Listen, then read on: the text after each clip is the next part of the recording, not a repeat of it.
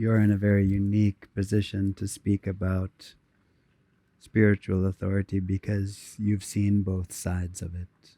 Like you've seen the side of spiritual authority misused, which can make you feel disempowered, make you feel like you're not enough, make you feel like you don't have the understanding, and spiritual authority which genuinely does give you a presence and a power that infuses your practice with that power.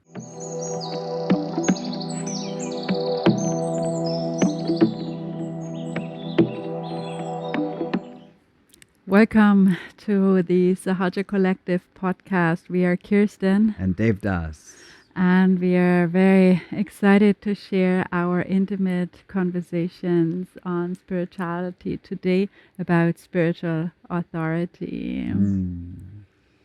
Magic. Spiritual authority, what is it? What do we speak about today? What's the scope? Where do we dive into? The scope of this topic is so huge. It's kind of, in some ways, a daunting topic, but I feel like I hope that we can do it justice. And I want to just start with the kind of like extremes so that we have something that we can use as a source of contemplation. And on the one extreme, you have literally, there is no such thing as spiritual authority. Like only the divine exists. The butterfly that flies by has as much spiritual authority as you or me, because all life is being cared for by the tremendous intelligence of life itself, that which created countless galaxies doesn't need to stand up and say much. Like, what it's created is more than enough of a testimony to the tremendous grace of life. But then on the other side, you have this concept, which is also true, that inside of the relative experience of that world, having somebody who's transcended some of the pitfalls of the path, who can say, hey, look to this side, look to that side, be aware of what's happening in the field of your space, and who's seen some of that, can be a tremendous blessing on your journey. And you have even one more side, which is sometimes that authority appears to be misused in the relative world that we exist in. So many different dimensions of this question. Yeah, so today we want to really bring light into all the different aspects, basically, of spiritual authority. And there is a certain importance and relevance and truth to both sides of approaching spiritual authority. And I'd like to initially start sharing a little bit about my own journey. As I started entering the field of yoga, of spirituality, after initial interest and just like feeling it out a little, like by the time where I felt I want to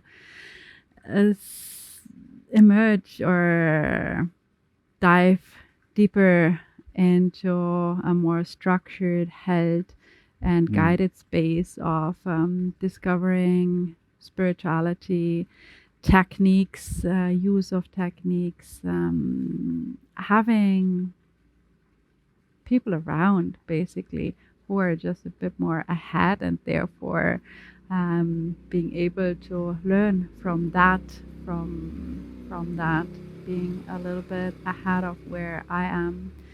And my own journey started by actually meeting the side of spiritual authority that is more coming from a patriarchal idea of spiritual authority. as we find it, for example, in the Catholic Church, that there is somebody basically in between you and God who opens for you the door to God, but who has also basically the power um, to open that, and kind of he's a bit the interpreter between you and God, which is a very patriarchal way, basically, of approaching God. And this is basically the spiritual environment that I came from first. And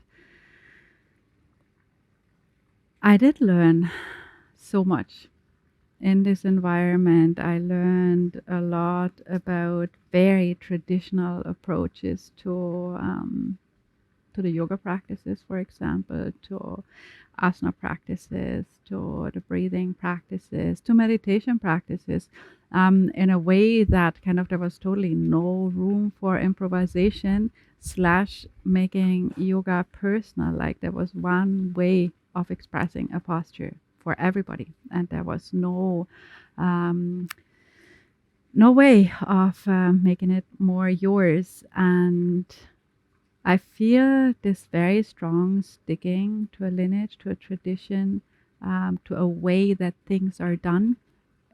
There comes a power with it. I feel also power of ritual, for example, draws from that kind of thinking of rituals that are done for hundreds of years in the same way. There is a charge of like this very clear, structured, outlined charging basically of the practice. So I feel that there definitely it definitely helped me to be more closely in touch with the origins of yoga, but at the same time it came along with disempowerment, in a way, disempowerment that it was not really the place of the seeker to have own recognitions and to live by own seeing and being guided into the seeing. It was more like following methodologies that step 1 to 3 lead to XYZ results. So there was not much space for the honoring of our very different times of development that we are in. Like everyone comes in such a unique point in seeing and waking up into this lifetime, and everybody has a bit of a different pace and a different need of what serves this personality in a way to overcome this personality. Like there is something to that. So this is how I basically started, and kind of that led me to, of course, the opposite. That led me to seeking the freedom of really finding my own seeing, like seeing myself, not only seeing through the view of somebody else on the path, but more like claiming that space of seeing myself. But I felt that actually I think cultural upbringing has to do with it, like the strong patriarchal, cultural, and mental upbringing from the West, combined with where I basically started diving deeper into yoga, held me really hostage in a place of disempowerment, kind of that I would have little trust into my own seeing, and would constantly seek to lean onto an authority for recognition, for even for like entering more profound states of presence, of recognitions through um, through others. And there's definitely something to it that like a guru presence can like so profoundly draw you in a space of presence that you maybe like at this moment would not be in the place to enter there just with your own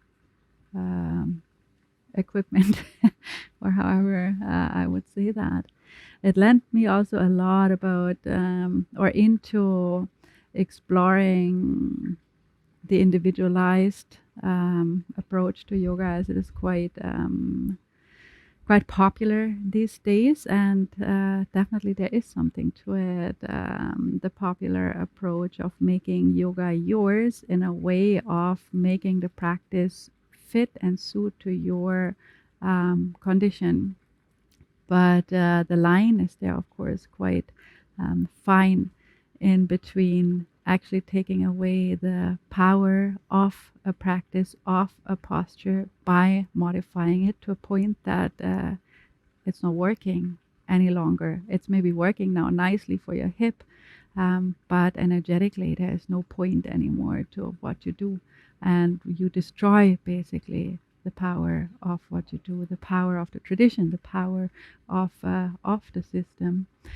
So exploring that for quite a bit, and having quite some insights also through that. I came back more to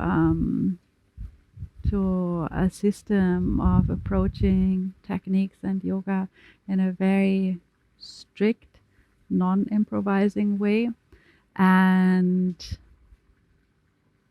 had quite aversions at the beginning, like to being told exactly what to do and knowing in the physical body is just like not working, like to the point of practices being reduced to just working through visualization if the body doesn't basically do that, rather than modifying postures or practices. So I had quite a bit of an issue with that, but actually I noticed the power of that.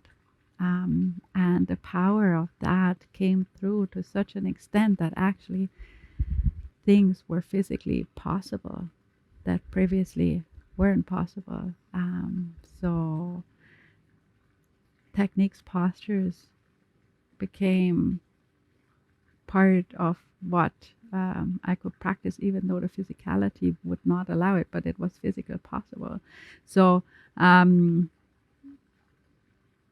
this comes with like a spiritual presence, a spiritual authority that actually holds that. And through this strong field of presence that is offered, so-called miracles can happen that are so far beyond of our very materialistic and physical approach, mental approach. So I kind of leaned into both aspects. I definitely can see that there is a strong power in tradition, in lineage, in exactness. But there's also really the danger of delaying your own seeing, basically, of stepping into your own shoes, into your own recognition, by very strongly leaning onto authorities and borrowing from authorities. So that's a bit, my personal journey with spiritual authority. Yeah, it's a very interesting sharing. I feel like in some ways you're in a very unique position to speak about spiritual authority because you've seen both sides of it.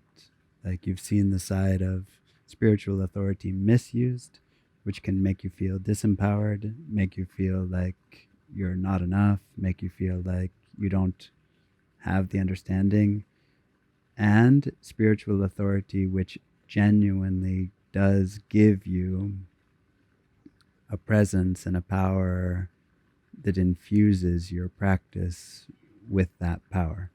And that's, I feel like, the common maybe misunderstanding that we touched on at the beginning of the podcast, which is basically your average person in the world thinks of spiritual power in worldly terms. It's like you're up here and I'm down here, and like won't you in your greatness help me? And I sometimes, like, just to highlight how incorrect that is, I sometimes tell people on the deck, okay, we're on the deck, we're sitting with a group of people, 20 people. Now, today, the Buddha's coming to visit the deck. Today. Like what people would have just given anything to experience, we will experience together today. So now the Buddha's coming up the stairs. His hair is perfect, It's just totally radiant. Up he walks, comes onto the deck, he sits down. Everybody's just in awe. And he sits and he says, I, the great Buddha, have come to enlighten you lesser beings. Is that the Buddha? And every single person, no matter who they are, no matter what their background is, immediately they say, no, like that's not the Buddha. Yeah. Why? Because the Buddha will never address you that way. Why is it so known to us that he will not address you that way? Because something understands that what true seeing is you've seen that everything is one. If you've seen that everything is one is not talking down to one. Like that's our worldly concept of power. It's like, you're in power, you tell me what to do because you have the power and I don't have the power. And I feel like that's a very tempting psychological position to take. And I really can speak from my own authority and say, I was also very, very, very tempted to take that same position with my own teacher in India, because he could do things that I couldn't do. Yeah. So you're sitting there and you're like, okay, one of us can do certain things and one of us can't. It must be that you're up there and I'm down here. And if I even had that thought, he would just address it.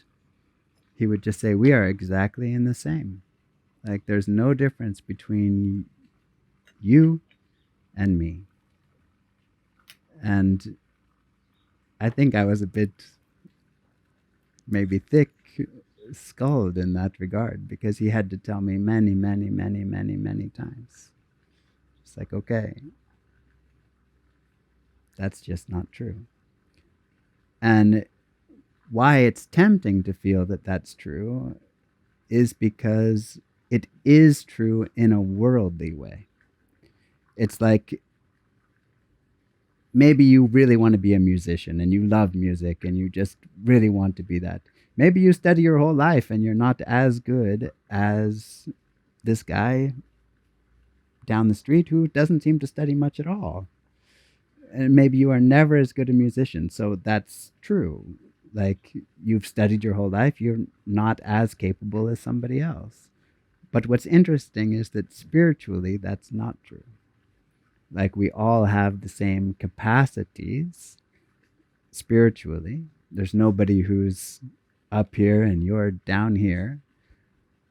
But that capacity is in different states of expressing itself. Yeah. And that is true.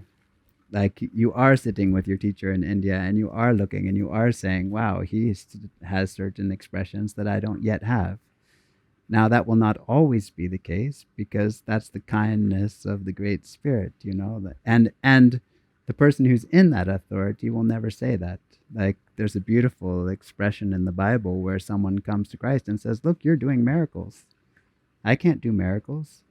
Like, you're up there, I'm down here.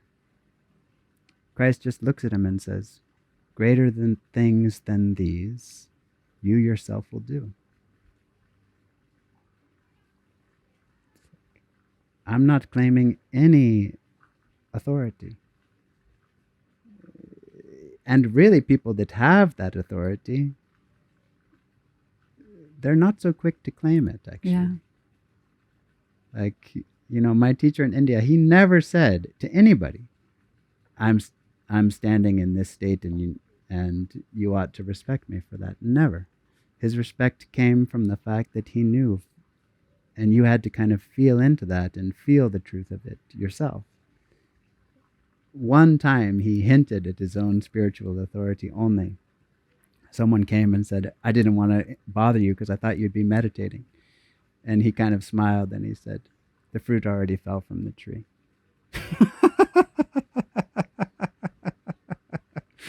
It was like the most humble, most beautiful way you could say the recognition here has happened. But not in the way of up and down, right? Yeah, I think what's a really an interesting point to look into is that it is a matter of meeting the world as oneness or meeting the world as separation. And when we meet the world as separation, as separate entities, there's an up and down, there's not yet and already. There is comparison, there is differentiation. And as this lens changes into the recognition of spirit and all, there is not anymore no spirit. There's nothing that's falling out of spirit, nothing that is not spirit. And I feel what's interesting is the in-between. Like, there's the hatching into the recognition of all as one in spirit, but there's also a coming back into separation. And there's a staying more permanently in the state of spirit, and this in-between space where there has been seeing, but also unseeing happening, where it's basically this place of in-between. And when their authority is claimed, like not a natural arising authority. Like, I think a spiritual authority, in my view, is not putting it onto the website and being Googled enlightened master. Okay, this is where I buy my next course, but more like presence, and that can be like somebody who has not hundreds, thousands of followers, but just nobody, living down the street somewhere, not in this public place. But what it is about is the field of presence that is so strong that it ignites kind of this, like it invites you to lean into this presence. And I feel that is like the natural spiritual authority, like personified presence, so to speak, in a way. And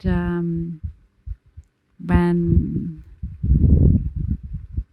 there is the need to kind of claim this seeing that once happened, frequently happens, but like where there's seeing and unseeing, I feel this is where the comparison comes in, and you are not yet there. You need another course. We are there yet. Like this is, I feel, where also comes into play a topic that's also very touching, like gurus or awakened beings that have their personality flaws. Like all of that is I fear coming with this positioning in the in-between state. And although that's maybe both true and untrue. Like, I think what the whole kind of crux of the spiritual understanding of life is that basically your seeing is not something visible.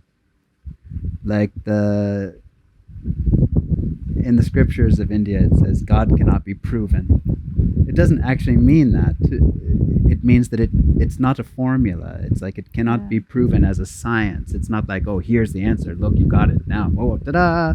Angels are singing. No. It's like it is a deep, intuitive understanding that cannot be kind of converted into a rational experience. It's like it cannot be proven as fact. It can only be experienced. And that experience is a non-physical, even non-verbal experience. All of the scripture of the world is trying to convert that experience into words. And it cannot be done perfectly. I mean, there can be attempts at it, and the attempts are very beautiful, and we love them, and we revere them, and we're grateful for them. But is that immediately just going to be, you're going to read one word of the Bible and that's it? Maybe. Like if you're the right soul and you're receptive in the right way, maybe. But for most, not. For most, it's like, okay, I read that. I kind of slowly begin to untangle what that means and, kind of grapple with trying to understand that which cannot be described by experience, not by words. And I think when I first came to India, I had this kind of idea in my head, like, okay, a saint is this, like they look like this, they act like this, they speak like this, they move like this. And then I went around the world and I met extraordinary beings. And I saw they're completely different. One is fat, one is thin, one likes this, one likes that. One speaks a lot, one never says anything at all. Like their personalities are completely, totally, 100% different. And rather than that detracting from the seeing, it actually adds beauty to it because there are so many varieties of human beings. It's like each one gets to be attracted by the one in whom the recognition is that's appropriate for their situation. And that can kind of seem, I think, like a bit overwhelming because would I choose this one or would I choose that one? But it's like that thinking is not coming from the oneness. Like that thinking is like, oh, well then how will I understand? How will I move? It's like, no, you move according to what life gives you. And, that's the story of Dattatreya. Like Dattatreya is a supremely beautiful being from the scriptures of India who had 24 teachers. One of his teachers was the sun because it gives light to everything. One of his teachers was an ant because in a very small body, but extremely strong. It's like, what does it mean? 24 is not any magical number. It's not like, oh, 24, I've got to go find 24 teachers. It's like, it means he was learning from everything in life. And when you're learning from everything in life, the kind of spiritual idea that people have is, oh, like you're somebody, like the experience of Dattatreya is you're nobody. It's like you're just walking around in life like this. Just thank you. Teach me. Show me the glory, the wonder, the beauty, the intelligence of the Great Spirit. And let that Spirit move through me. That's like, I feel in the modern age, one of the highest prayers that I ever heard came from Muji. Just erase me, replace me with you.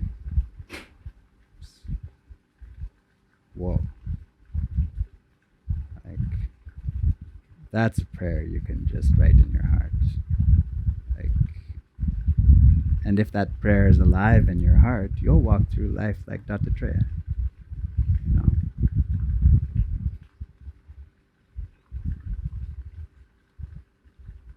Thank you to the unspeakable grace.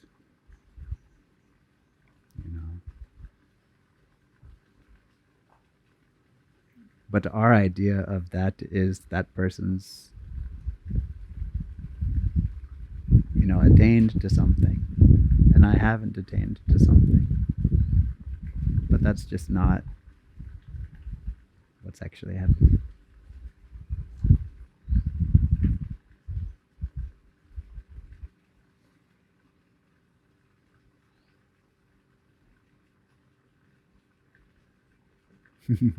Yeah, I think as long as we are moving in this manifest world, there is in a way differentiation in the bodies that we come in the personal traits that we come with. And there's this saying that you don't have to look or search for your guru, like it will show like in the right time. And I think this is pointing exactly to that fact that there is, because we're moving in manifestation, that there is different ways of seeing that suits more the understanding or the seeing to one and less to others. And therefore also are different approaches to the same thing, to the recognition of spirit, and seemingly in conflict because the approaches look different. Right. They're not, because they simply answer or respond to the fact of differentiation and manifestation. And that same principle can be true even inside one teacher. Like, I watched my teacher get the exact same question from two different people and give absolutely opposite answers. And if you look at that and you're like coming from your mind and you're like, I'm recording the answers that he said because I trust him and I love him and I want to like record what he says, you're going to be super confused. Because he doesn't seem to be coherent even within himself. He is completely coherent within himself, but he's answering you. Like, that's one of the great profound beauties of the divine romance, right? It's like, my teacher went to Anandamayi Ma, the great woman saint of India, and he only asked her one question. He said, Ma, it's confusing for me. You seem to know me better than I know myself. And she didn't say, "Oh no, you know yourself better than me." She said, "Only one exists."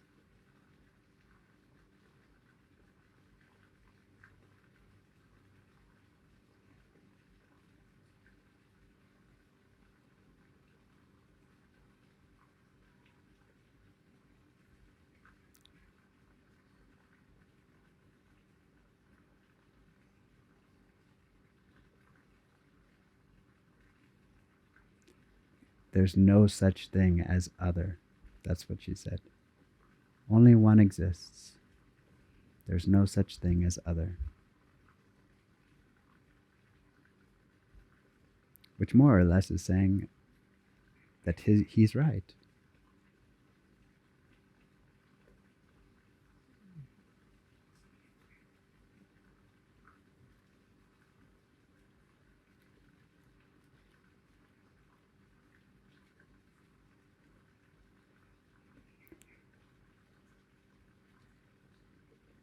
And in a weird way, there is spiritual authority in that.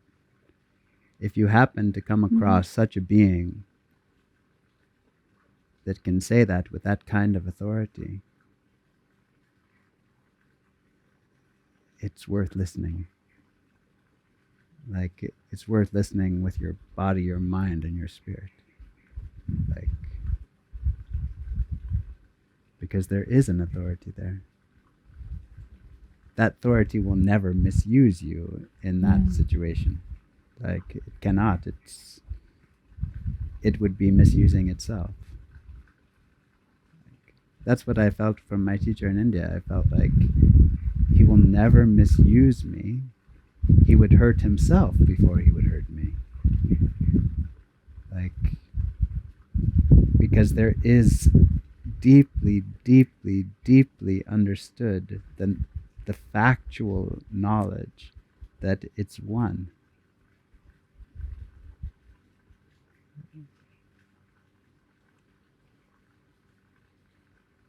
And that was really illustrated by the action also. It was not just a conceptual thing. It was shown again and again and again. When he sees, that's what he sees.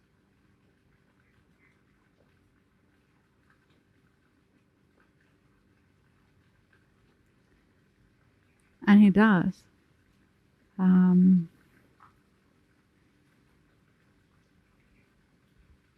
But I feel there is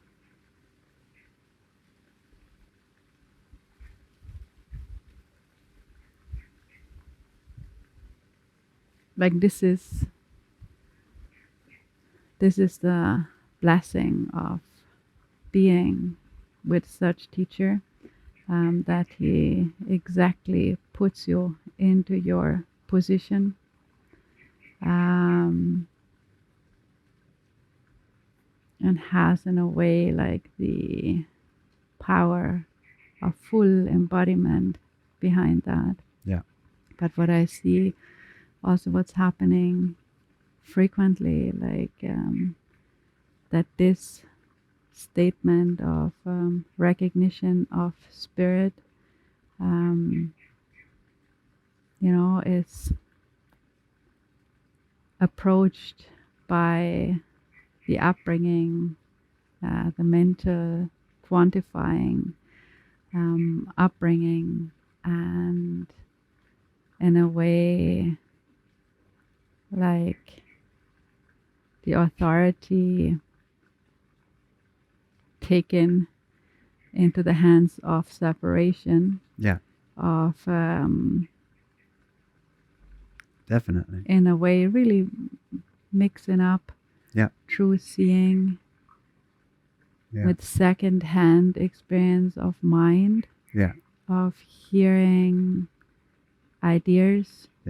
And I feel this is where quite a bit of mix-up is coming from currently.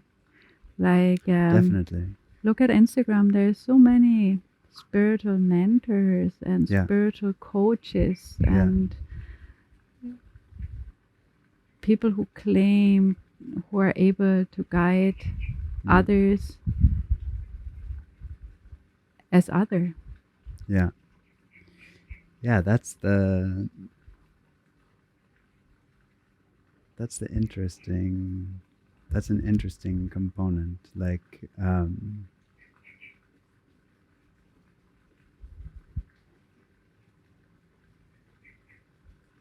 mean,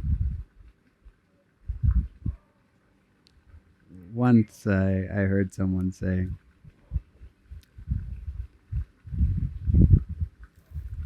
I'm going to, you know, kind of dare to put myself forward as a spiritual authority.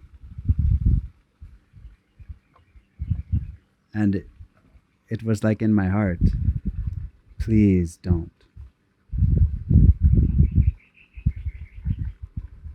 Because daring comes from here, not from here. Mm-hmm. Like, if you're daring to do something, it's all here. Like, if you know, you know. Yeah. Like, one of the people that came to our Bali Bliss retreat one time, we're in the opening circle. She says, why did you come here? You came from halfway across the world. Why did you come? I came to increase my inner knowing.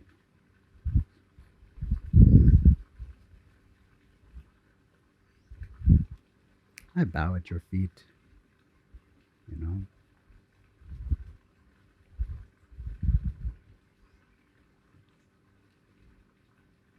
What higher purpose can you have? But that knowing doesn't go out afterwards and say, I went to Bali Bliss retreat and I No. know. I know.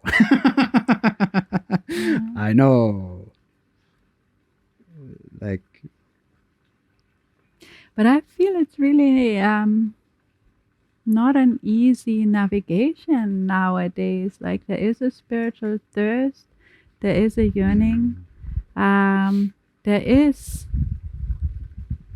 really problematic things happening in the field of guru, right. claiming of guru role, of like authority to draw from, to learn from, and the other extreme being like, I'm one anyways in the Right. mind. Right. And And- that's the thing that's like, that's the element of it, right? It's like there is no claiming. Yeah. Like, and you know, well, two things to say that are relevant. One is, don't cork the champagne too soon. Yeah.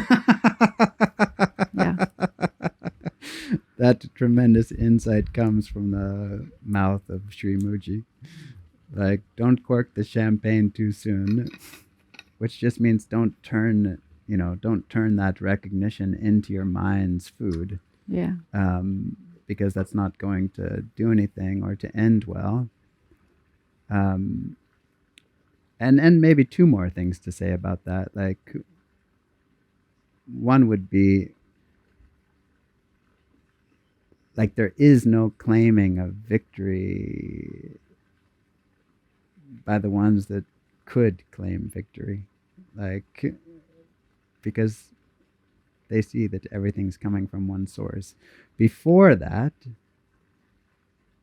is there a space for people to hold space for other people in their spiritual unfolding? Yes, of course.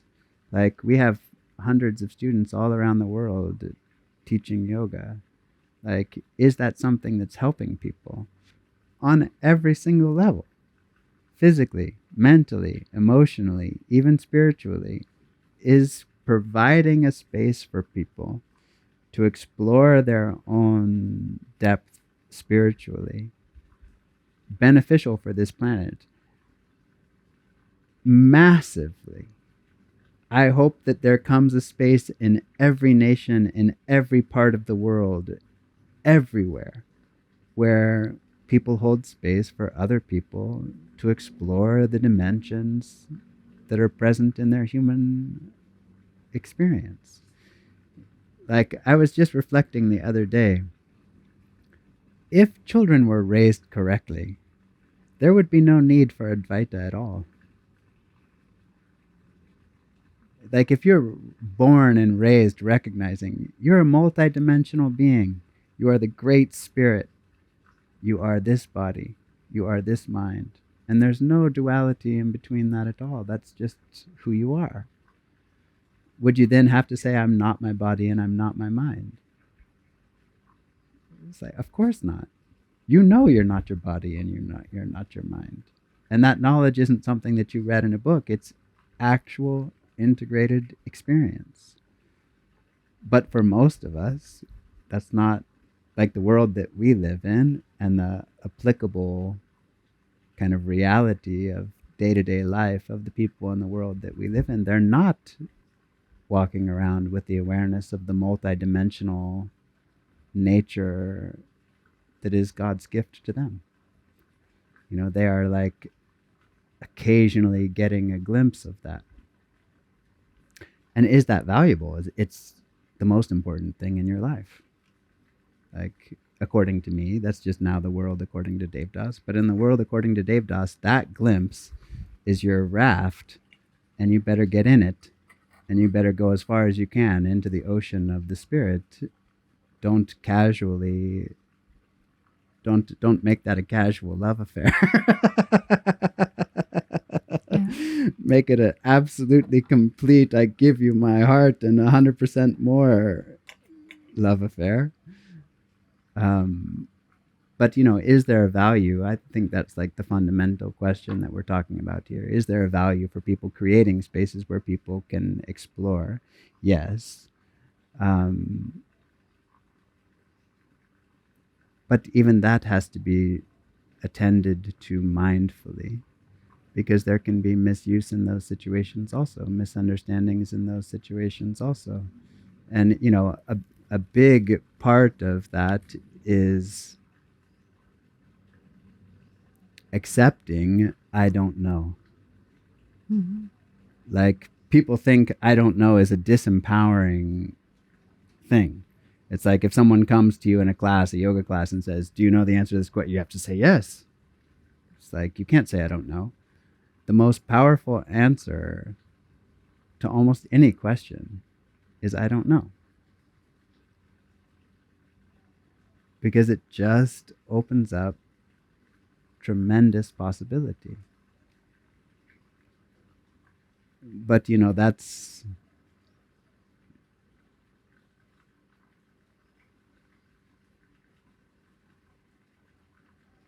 I mean, this is a strange story, but it's true. So just the other day, I was talking to one of my dear friends who happened to be here in Bali. And he says that he was in the surgical ward.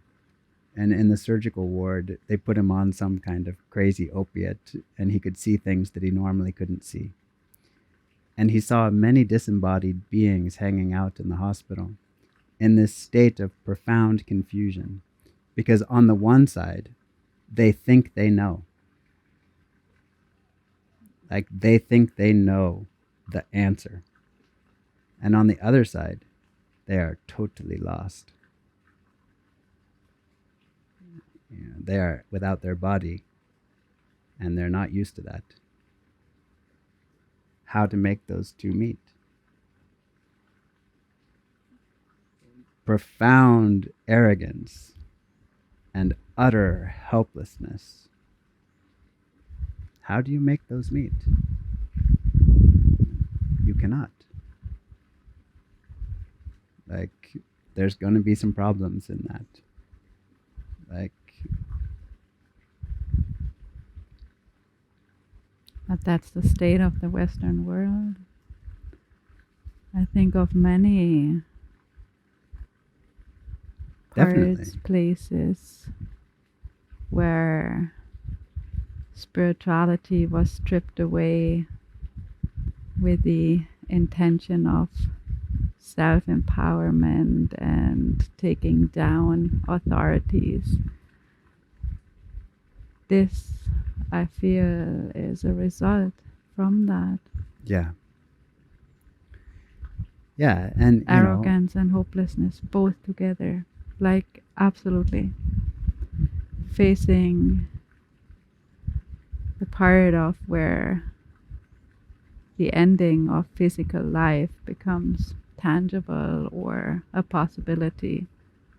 This is the situation, I would say, of really a big part of our Western society. Right. Complete hopelessness, Yeah. fear, Yeah. and arrogance Yeah. meeting. Yeah. And that's why, that's just kind of like back to grounding in our previous point. Is it important that there are spaces where people can explore the realm of the spirit? It's vitally, vitally important. Occasionally someone will come and say something on a Zoom call like, oh, I think there's enough yoga teachers in the world. I almost fell out of my chair when someone said that. It's like, you got to be joking. We need 10,000 times more or more.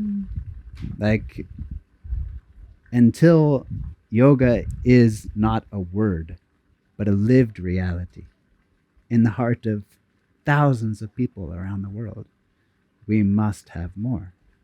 Like, we must have more people that are willing to provide spaces for people to explore the depth of who they are. That doesn't mean that you go out and plant a pole and say, I am the great Brahma, come and, It means, hey, I have enough to create a space where people can step outside of their reality, at least for a moment. And maybe inside of that stepping out process, something begins to happen. If something begins to happen and that person is very sincere, the right situations will come for them for their spiritual growth. Like, I feel like there, in that way, many times there's a profound mistrust of the divine. It's like, you don't think that God will care for you or anybody else, when just look around.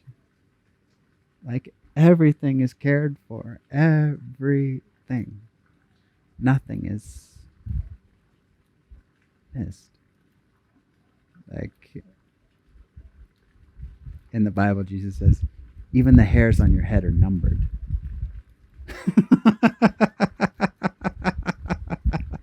There's an intelligence that's caring beautifully for the unfolding of life.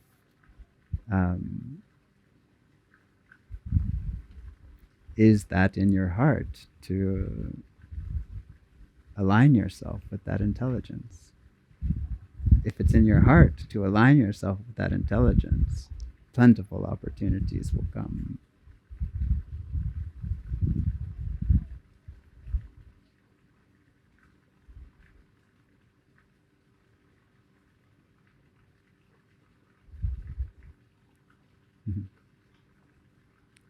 Yeah. There is a Sanskrit word. I hope it's Sanskrit. Darshan. The holy sight of something.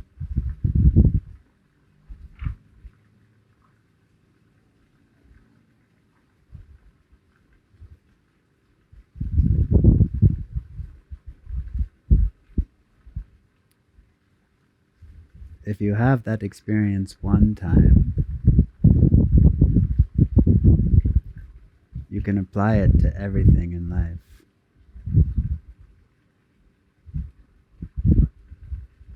That's the proper approach.